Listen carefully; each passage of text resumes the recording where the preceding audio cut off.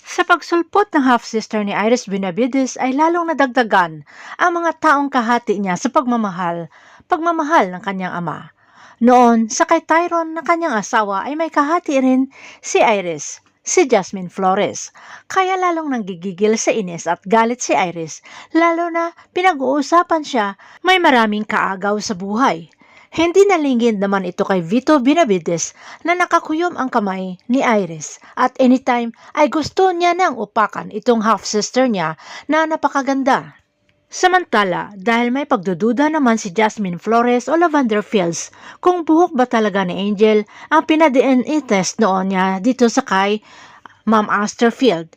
Nang nakita sila Angel, Camille at Rose na nag-aayos ng mga buhok gamit ang isang suklay.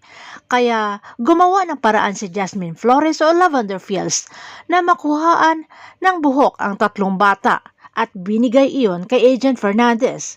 Pero pagdala ng resulta ng DNA test ay lumabas na isa sa kanila ang anak ni Jasmine pero hindi ito si Angel na inaakalang anak ni Jasmine Flores, kundi itong anak ni Lily at Lance dahil baog itong si Lily at hindi makaanak.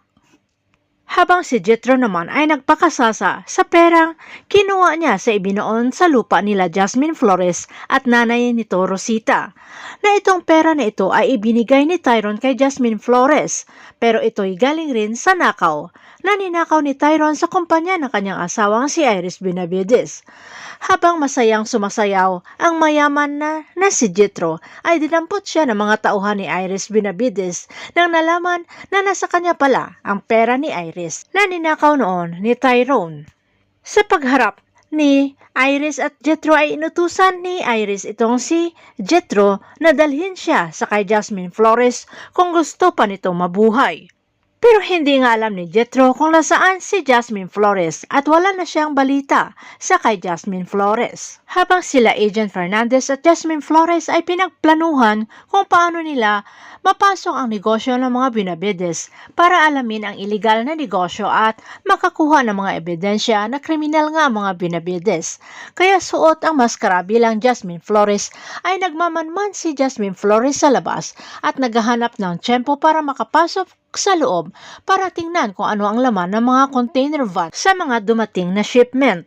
Habang si Tyrone naman ay buhay na buhay at doon siya nagtatago sa loob ng kulungan para hindi maipapatay ni Vito Benavides. At nalaman ito ni Iris kaya sinuhulan ng malaki ang opisyal sa kulungan para mapalabas itong si Tyrone De Vera. At sa pagharap ni Jasmine Flores bilang Lavender Fields at Tyrone De Vera ay hindi nagpahalata itong si Lavender Fields na siya nga itong si Jasmine Flores. Pero napagtanto ni Jasmine Flores na umusbong ang galit sa puso nito nang nakita si Tyrone De Vera na dahilan ng kanyang sinapit ang pagkamatay ng ina at pagkawala ng anak.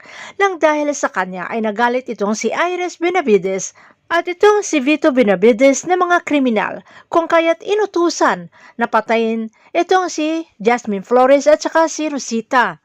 Pero nakatakas itong si Jasmine Flores at nagtatago sa katauhan ni Lavender Fields para maningil sa mga taong nagkasala sa kanya. Abangan na lang natin ang susunod na episode dito sa Lavender Fields.